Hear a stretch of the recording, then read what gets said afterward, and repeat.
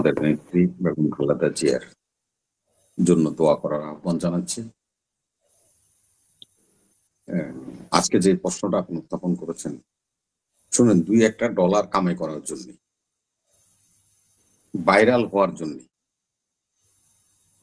এই $2-10 পাবেন এই আশায় আপনারা যেভাবে একটা পরিবারকে নিয়ে আলোচনা, সমালোচনা, গসিপ করছেন, আমি একজন সাধারণ নাগরিক বাঙালি হিসাবে, আমার জন্ম এই দেশে, আমার পাশের বাড়ির লোকটা যদি শত্রুও হয়, সে যখন মারা যায় তার জানাজায় আমরা অ্যাটেন্ড করি, তার পরিবারের সদস্যদেরকে আমরা সান্ত্বনা দিই। আমাদের সাথে তাদের সাথে যে বিবাদ ছিল সে কথাটা কিন্তু আমরা তখন মনে রাখিনি। একমাত্র ব্যতিক্রম এই মুহূর্তে ইউটিউব এবং ফেসবুক এবং বিদেশে প্রবাসে বসে কিছু লোক আছে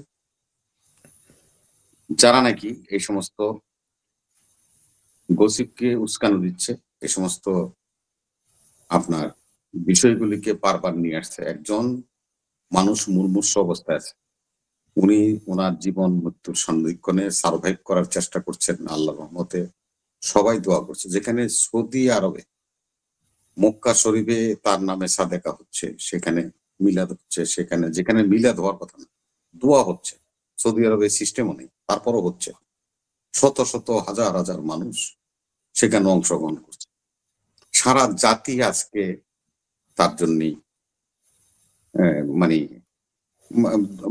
হৃদয় ভারাক্রান্ত ভাবে, দল মত নির্বিশেষে, ধর্ম, বর্ণ, গোত্র সবকিছুর উঠতে উঠে। কিন্তু আমরা তো সেখানে এই যে জামাতের নেতা শিশির মনিরকেও বলতে শুনলাম যে মায়ের এই পরিস্থিতিতে উনি যদি তারেক রহমানের জায়গায় হতেন তাহলে উনি যে কোনো সময় ছুটে আসতেন। মানে শুধু তো ইউটিউবেরা বলছে তা তো না, মানে রাজনীতিবিদরাও তো বলছে। উদাহরণ হিসেবে আমি ভাই আপনাকে ক্লিয়ার করছি যে ইউটিউবাররা এবং সোশ্যাল মিডিয়া এবং কিছু লোক যারা এগুলি করছেন দেশে এবং বিদেশে, এ কথাটা তো আমি বলছি, তারা এইভাবে মনে হয় কোনো সিচুয়েশন ফেস করে নাই। ওদের বাপ মা নেই, মরে নাই বা অসুস্থ হয় নাই, ওগো ভাই বোন মরে নাই, অসুস্থ হয়নি, ওরা মনে হয় আল্লাহ প্রদত্ত ফেরেশতা, ওদের আমাদের মতো মানুষ না, যার কারণে তারা এই সমস্ত বলতে পারছে বা বলছে। যদি একজন মানুষ হয়, আমি হিন্দু হলাম না মুসলমান হলাম সেটা ধর্মের ব্যাপার, তা আগে তো আমাকে মানুষ হতে হবে। আমরা তো মানুষই হতে পারিনি।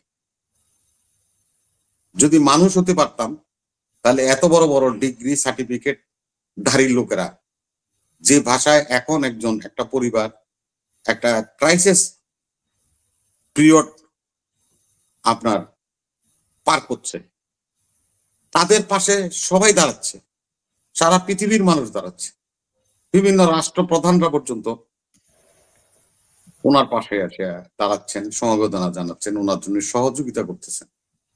সেখানে আমরা গুটি কয়েক লোক ধান্দাবাজি করার জন্য যে কথাগুলি বলতেছি, এগুলি কি বলার সময় ছিল না? গোলাম আজম মতো মারা গেছিল, নিজামী সাহেব মারা গেছে, সাইদি সাহেব মারা গেছে, আরো বাংলাদেশের জিয়াউর রহমান মারা গেছে, কত মানুষ মারা গেছে।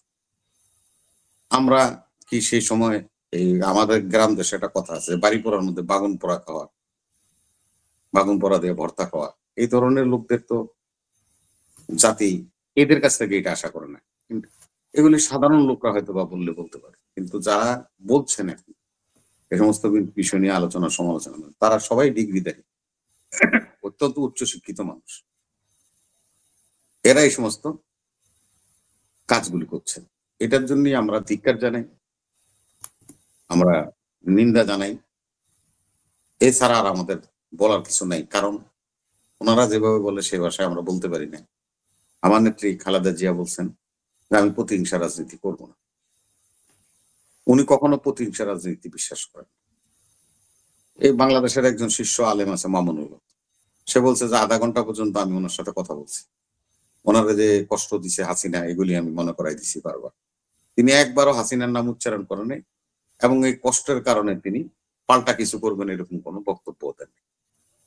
একজন মহান মানুষ, সেই দলটা আমরা করি, আমরা সেটা চিন্তা করি। গোলাম আজম সাহেবের জানাজা তো আমরা লাইন দিয়ে দাঁড়াইছিলাম, 2 ঘন্টা পর্যন্ত দাঁড়াইছিলাম। এটা একটা মুসলমান হিসেবে মুসলমানের দায়িত্ব। সুযোগ আছে আমি যাব এবং সেটা করব। তা আপনারা সেই পথে না, এটা আপনারা যে ভাষাগুলি ইউজ করছেন এই পরিবারকে নিয়ে, একটা পরিবার দুস্থ পরিবার এই মুহূর্তে সবচেয়ে বাংলাদেশে মুসলিম পরিবার হলো জিয়া পরিবার। যারা এই 17 বছর যত কষ্ট আমরা করেছি বা যত কিছুই জেল জুলুম যাই বলি না কেন, এই পরিবারের চেয়ে বেশি নির্যাতিত পরিবার বাংলাদেশে একটাও নেই। এই জন্যই বললাম যে ব্যক্তি হিসাবে ইলিয়াস আলী গুম হয়ে গেছে, কিন্তু একটা পরিবারই পুরো গুম হয়ে গেছে। সেটা হলো বেগম খালেদা জিয়া। উনি স্বামী হারাইছেন অল্প বয়সে, ওনার সন্তান হারাইছেন, আরেক সন্তান চিকিৎসার জন্য বিদেশে পড়ে আছে। 7.5 বছর উনি কারাগারে থাকলেন এবং উনি কারো সাথে মাথা নোয়ালেন না, কারো কাছে উনি আপোষ করলেন না।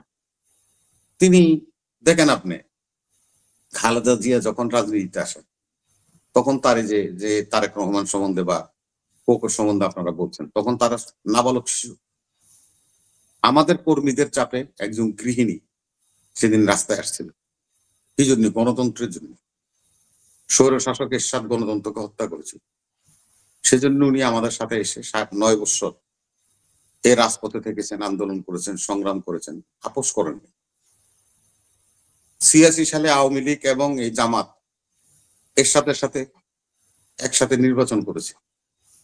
সে নির্বাচনকেও সাহসিকতার সহিত বেগম খালেদা জিয়া বয়কট করেছেন, সেই টোপেও উনি যাননি।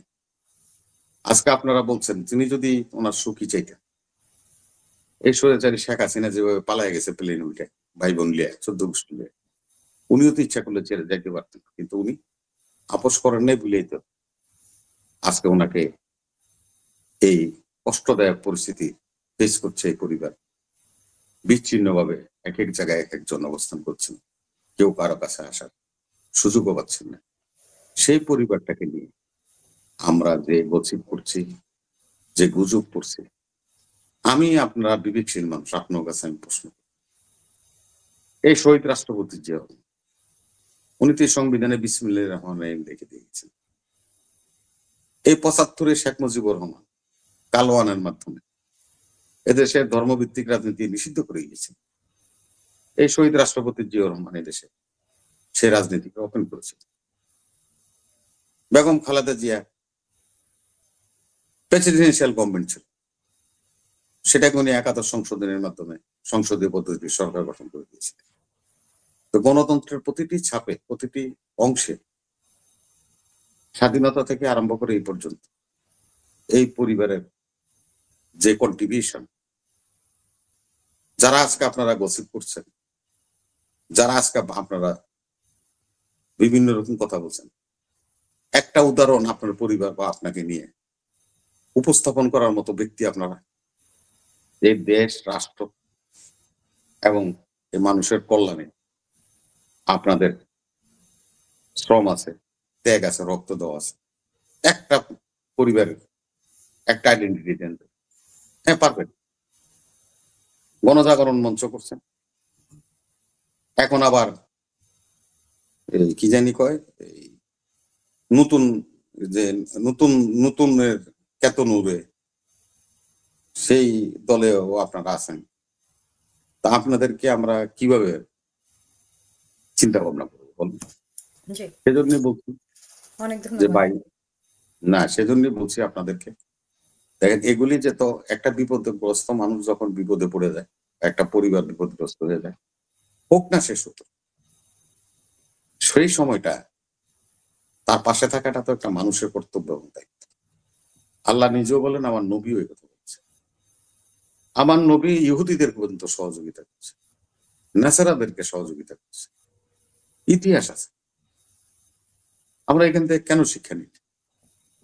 আমাদের অসুবিধাটা, সেহেতু আমি আপনাদেরকে আপনার মাধ্যমে, আপনার এই অনুষ্ঠানের মাধ্যমে যারা এখনো এই সমস্ত চর্চা করছেন তাদেরকে বিনয়ের সহিত অনুরোধ করছি, বিনয়ের সহিত অনুরোধ করছি, বিনয়ের সহিত অনুরোধ করছি, আপনি যত বড় হেডেমালাই হন না কেন, আর যত শক্তিশালী লোকই হন না কেন, আর যতই আপনি মিডিয়াতে পরমাকাঙ্ক্ষশীল মানুষ হন না কেন, আপনাদেরকে আমরা বলবো এই পথ পরিহার করেন, এর পরিণতি কিন্তু খুব ভালো হবে। ধন্যবাদ।